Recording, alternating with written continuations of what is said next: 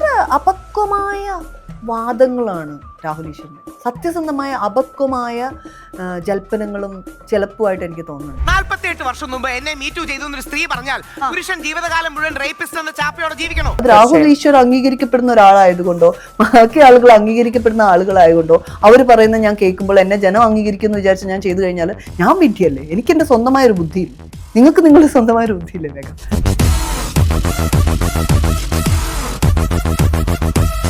പക്ഷെ ആ സ്പേസുകളെ ഒക്കെ എൻ്റെ ഉള്ളിൽ വെച്ചുകൊണ്ടും ആ ചിന്തകളൊക്കെ ഉള്ളൊരു വ്യക്തിയായിട്ടുമാണ് ഞാൻ ഈ പറയുന്നത്. ദീപകിന്റെ ഇഷ്യൂല് അതിനകത്ത് എനിക്ക് ഇപ്പോഴും തോന്നുന്നു ദീപകിന്റെ ജസ്റ്റേഴ്സിൽ തെറ്റാണ്. അല്ലാതെ അവൻ ഒരിക്കലും വിചാരിക്കില്ല അവളെ ഉപയോഗസമ്മതത്തോടു കൂടി ഉണ്ടാകുന്ന സെക്സിൽ ആദ്യം അവള് പറയുന്നത് നിർത്തു വേദന എടുക്കുന്നു അങ്ങനെയാണ്. ഇതിനെ ഇയാളൊരു മോട്ടിവേഷൻ ആയിട്ടാണെങ്കിലും എടുത്തത്. അയാളുടെ ചിന്തയിൽ അങ്ങനെയാണെങ്കിലും അത് പോയത്. ആ പെൺകുട്ടിക്ക് ഉണ്ടായിട്ടുണ്ട് അനുഭവം, ഇല്ലാന്നല്ല ഞാൻ പറയുന്നത്. പക്ഷെ അത് കംപ്ലീറ്റ് ആയിട്ടും ഈ പറയുന്ന നറേറ്റീവിലല്ല. അത്രേ ഉള്ളൂ. അതിനകത്ത് ഇൻവോൾവ് ആയ മറ്റു പെൺകുട്ടികൾക്കും അതിന് ഇന്റൻഷനലി ചെയ്യിച്ചൊരു കാര്യമാണ്. Vedan was very popular at that.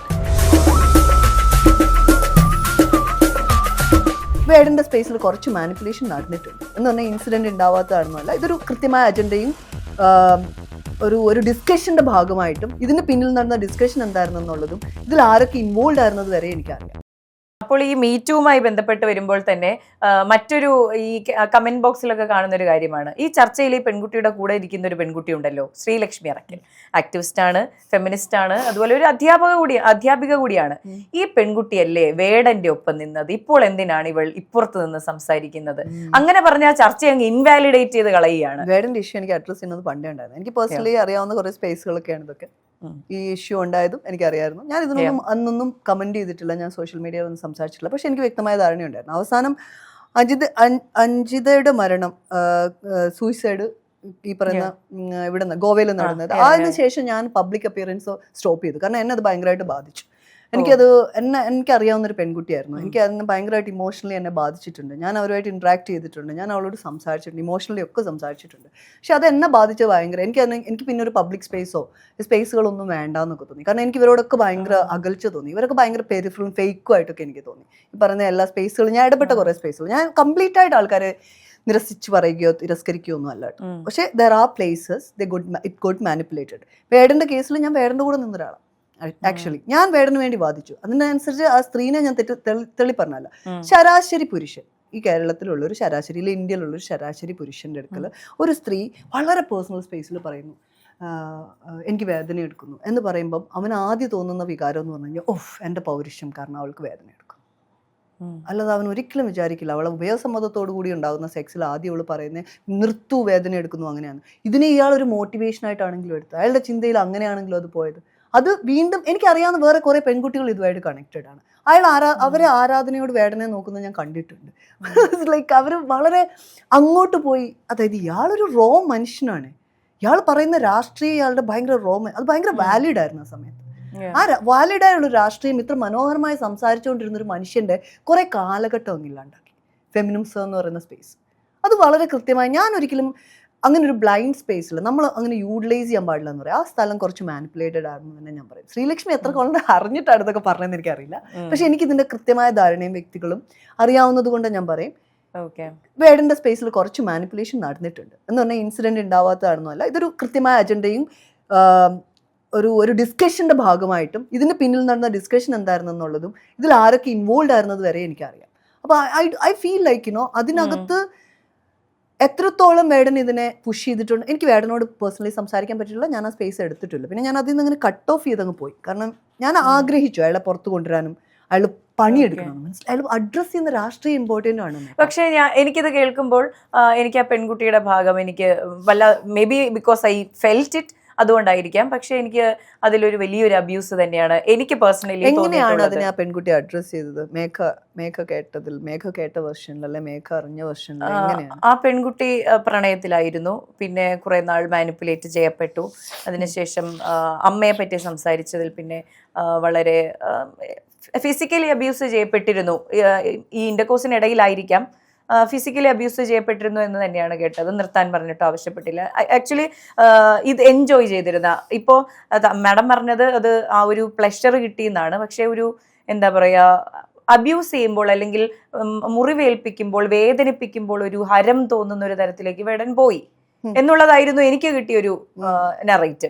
ചിലപ്പോൾ തെറ്റായിരിക്കാം. ഈ പറയുന്ന പോലെ എനിക്ക് വേടനുമായിട്ട് നേരിട്ട് പരിചയമില്ല, ഞാൻ സംസാരിച്ചിട്ടില്ല, അതുകൊണ്ട് തന്നെ ഈ പറയുന്നത് പാർഷ്യൽ ആയിരിക്കാം, ബയസ്ഡ് ആയിരിക്കാം. പക്ഷെ ഇതിലൊരു എനിക്ക് ആ പെൺകുട്ടിയുടെ ഒരു ഫീലിംഗ് ആണ് എനിക്ക് കുറച്ചുകൂടെ കണക്ട് ആയത്. ഇത് ഈ ഒരു പെൺകുട്ടി മാത്രമാണ് അതിനകത്ത് ഇൻവോൾവ് ആയിരുന്നെങ്കിൽ ഞാൻ ശരിക്കും സത്യസന്ധമായി അത് ആ പെൺകുട്ടിയുടെ വാക്കുകളായിരുന്നുവെങ്കിൽ ഉറപ്പായിട്ടും ഞാൻ അതിനെ അംഗീകരിച്ചേനെ. വളരെ കൃത്യമായി എനിക്ക് അറിയാം അതല്ല എന്നറിയാവുന്നത് കൊണ്ടും അതിനെ കൂടുതൽ ഞാൻ വലിച്ചു നീട്ടി ഇപ്പൊ ഈ ഒരു ചർച്ചയിലേക്ക് പല ആളുകളുടെ പേരുകൾ വന്ന് നമ്മൾ അതിന്റെ ആവശ്യമില്ല. Because it's over topic. ആ പെൺകുട്ടിക്ക് ഉണ്ടായിട്ടുണ്ട് അനുഭവം, ഇല്ല എന്നല്ല ഞാൻ പറയുന്നത്. പക്ഷെ അത് കംപ്ലീറ്റ് ആയിട്ടും ഈ പറയുന്ന നറേറ്റീവിലല്ല, അത്രേ ഉള്ളൂ. അതിനകത്ത് ഇൻവോൾവ് ആയ മറ്റു പെൺകുട്ടികൾക്കും അതിന് ഇന്റൻഷനലി ചെയ്യിച്ചൊരു കാര്യമാണ്.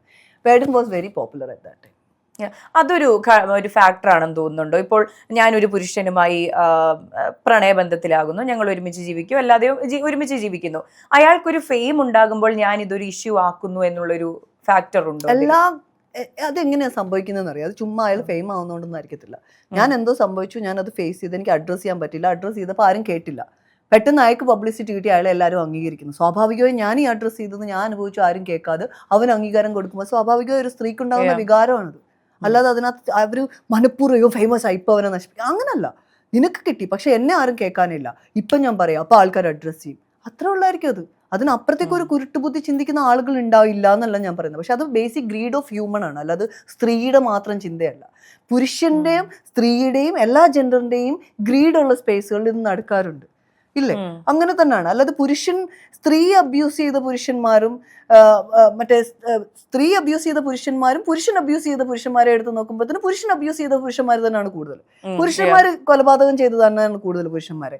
അല്ലാതെ സ്ത്രീയെ ഇതിനകത്ത് അവർക്ക് അത്ര പ്രത്യേകിച്ച് റോളില്ല. അവർക്ക് ഇമോഷണൽ റോളാണുള്ളത്, ഇമോഷണൽ സ്പേസുകളാണ് ഉള്ളത്. അവർ ബീങ് മാനിപ്പുലേറ്റഡ് എന്ന് പറയുന്നത് ഇപ്പം വേടന്റെ കാര്യത്തിൽ അത് ശരിയാണെങ്കിൽ നിങ്ങൾ പറയുന്ന പോലെ എനിക്ക് ഈ രണ്ട് വ്യക്തികളോടും പേഴ്സണലി സംസാരിക്കാതെ എനിക്ക് ഒരിക്കലും ഇതിനകത്ത് ഞാനിതെല്ലാം തേർഡ് പേഴ്സൺ നറേറ്റീവിലാണ് കേട്ടിട്ടുള്ളത്. പെൺകുട്ടിയുടെ സുഹൃത്തുക്കൾ പറഞ്ഞത്, വേടന്റെ സുഹൃത്തുക്കൾ പറഞ്ഞത്, ഇതെല്ലാം തേർഡ് പേഴ്സൺ നറേറ്റീവ്. ഇതേ സ്പേസിൽ, ഇതേ പൊളിറ്റിക്കൽ സ്പേസിൽ എനിക്കൊരു ഇഷ്യൂ ഉണ്ടായി. ഞാൻ ഒരു കുഞ്ഞിനെ കൊണ്ട് ആ സ്പേസിൽ നിന്ന് പുറത്തിറങ്ങി ഓടേണ്ടി വന്നിട്ടുണ്ട്. അപ്പൊ അവർ സപ്പോർട്ട് ചെയ്തത് എന്റെ പാർട്ട്ണറിനെ. അത് എന്തുകൊണ്ടായിരിക്കും എന്നാണ് ഞാൻ ചോദിക്കുന്നത്. അത് എന്തുകൊണ്ടായിരിക്കും അങ്ങനെ ഒരു സാധനം? സ്ത്രീ, ഞാനൊരു സ്ട്രോങ് ആയിട്ടുള്ള സ്ത്രീ, അത് എനിക്കൊരു ഫ്രെയിം ഉള്ളതുകൊണ്ടും മറ്റു പെൺകുട്ടി ഒരു വൾണറബിളായ പെൺകുട്ടിയെ സംരക്ഷിക്കാനുള്ള ചില സ്ട്രോങ് ആയിട്ടുള്ള, എനിക്കിപ്പം നിങ്ങളെ സംരക്ഷിക്കണം, നിങ്ങൾ വൾണറബിളാണ്, അപ്പം എനിക്ക് നിങ്ങളെ സംരക്ഷിക്കുമ്പോൾ എനിക്ക് കിട്ടുന്നൊരു പൊസിഷനുണ്ട്, എനിക്ക് കിട്ടുന്നൊരു അംഗീകാരമുണ്ട്. അതിനെ സുഖിക്കുന്ന സ്ത്രീകളുണ്ട്, അതിനെ അംഗീകരിച്ച് അതിനെ സുഖത്തോടെ അനുഭവിക്കുന്ന സ്ത്രീകളും അതിനെ എൻജോയ് ചെയ്യുന്ന സ്ത്രീകളും അതിനെ ഇപ്പോഴും എൻ്റർടൈൻ ചെയ്യുന്ന സ്ത്രീകളും ഉണ്ട്. ഇല്ലാന്നൊന്നുമല്ല. നമ്മൾ എന്തിനാണ് അതിനെയൊക്കെ ഡിനേ ചെയ്യുന്നത്? നമ്മൾ അങ്ങനെയൊന്നും ഡിനേ ചെയ്യേണ്ട ആവശ്യമൊന്നുമില്ല. നമ്മൾ കണ്ണടച്ച് പാൽ കുടിച്ചിട്ട് ഞാനല്ല ചെയ്തതെന്ന് പറയേണ്ട ആവശ്യമോ നമ്മൾ കണ്ണടച്ച് ഇരുട്ടാക്കേണ്ട ആവശ്യമില്ലെന്ന് എനിക്ക് തോന്നുന്നു. ഇത് എല്ലാവരും നടക്കുന്നുണ്ട്. പക്ഷെ ആ സ്പേസുകളെ ഒക്കെ എൻ്റെ ഉള്ളിൽ വെച്ചുകൊണ്ടും ആ ചിന്തകളൊക്കെ ഉള്ളൊരു വ്യക്തിയായിട്ടുമാണ് ഞാൻ ഈ പറയുന്നത്. ദീപകിൻ്റെ ഇഷ്യൂവിൽ അതിനകത്ത് എനിക്കിപ്പോഴും തോന്നുന്നു ദീപകിൻ്റെ ജസ്റ്റേഴ്സിൽ തെറ്റുണ്ട്. അതെ, അതിനെനിക്കൊരു സംശയമില്ല. പിന്നെ അവർ ചെയ്ത രീതിയാണോ, അവർ ചെയ്തതാണോ ശരി തെറ്റെന്നൊന്നും എനിക്കറിയത്തില്ല. പക്ഷേ എനിക്ക് വളരെ ക്ലിയർ ആയിട്ട് അങ്ങനെ തന്നെ തോന്നുന്നു. Because this is very common. ഞാൻ ഒരാളായിട്ട് പറയുന്നതല്ല, എനിക്ക് പിന്നിൽ സംസാരിച്ച 100ഓളം 1000ഓളം ആൾക്കാരോട് ഈ മെസ്സേജായിട്ട് കോളുകളായിട്ട് ഒക്കെ എനിക്ക് വന്നിട്ടുണ്ട്. അപ്പൊ ഞാൻ പേഴ്സണലി സംസാരിക്കുന്നുണ്ട്. So I should take that, അല്ലേ? ഞാൻ അതും എടുക്കണമല്ലോ. അല്ലാതെ രാഹുൽ ഈശ്വർ അംഗീകരിക്കപ്പെടുന്ന ഒരാളായതുകൊണ്ടോ ബാക്കി ആളുകൾ അംഗീകരിക്കപ്പെടുന്ന ആളുകളായതുകൊണ്ടോ അവർ പറയുന്നത് ഞാൻ കേൾക്കുമ്പോൾ എന്നെ ജനം അംഗീകരിക്കുമെന്ന് വിചാരിച്ച് ഞാൻ ചെയ്തു കഴിഞ്ഞാൽ ഞാൻ വിഡ്ഢിയല്ലേ? എനിക്ക് എൻ്റെ സ്വന്തമായൊരു ബുദ്ധിയില്ലേ? നിങ്ങൾക്ക് നിങ്ങളുടെ സ്വന്തമായൊരു ബുദ്ധിയില്ലേ? വേഗം നമ്മൾ ഡിസ്കസ് ചെയ്യുമ്പോൾ ഞാൻ പറയുന്ന വാക്കുകളുടെ എൻ്റെ ചിന്തകളുടെ അപാകത നിങ്ങൾക്ക് മനസ്സിലാക്കാൻ പറ്റും. അതിനുള്ള ബുദ്ധി മേഘയ്ക്കുണ്ട്. മേഘ എന്നോടൊരു കാര്യം ചോദിക്കുമ്പോൾ മേഘയുടെ ഇന്റൻഷൻസോ മേഘ എന്താണ് ഉദ്ദേശിക്കുന്നതെന്ന് എനിക്ക് മനസ്സിലാക്കാൻ പറ്റും. വളരെ ട്രാൻസ്പെറൻറ്റ് സ്പേസിൽ നിന്നാണ് നമ്മൾ സംസാരിക്കുന്നത്. അതിനകത്ത് വേറെ ഒരു കാര്യമോ ഒരു കള്ളക്കഥയോ ഒന്നും ഉണ്ടാക്കേണ്ട ആവശ്യമില്ല. So when we are in transparent space, ആൾക്കാർ നമ്മളിങ്ങനെ എന്താ പറയുന്നത്, പണ്ടുള്ള ആൾക്കാർ പറയും പ്ലെയിൻ പേപ്പറിൽ ആൾക്കാർ ചിത്രം വരയ്ക്കുമോ എന്നൊക്കെ പറയും.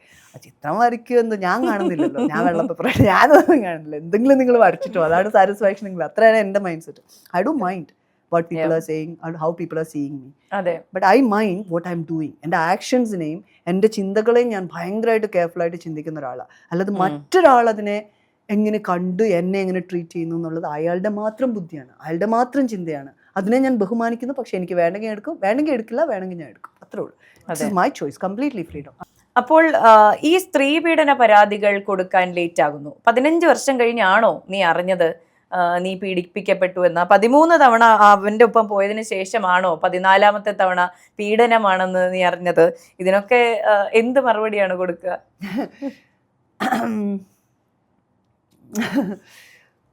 നമ്മൾ വളരെ ബേസിക് ആണ്, പക്ഷെ പറയേണ്ടി വരുന്നതും ഭയങ്കര നിരാശാജനകമായ കാര്യങ്ങളാണ് ഇത്. വീണ്ടും വീണ്ടും നമ്മൾ ഇതിനൊക്കെ അഡ്രസ് ചെയ്യണമെന്ന് പറയുന്നത്.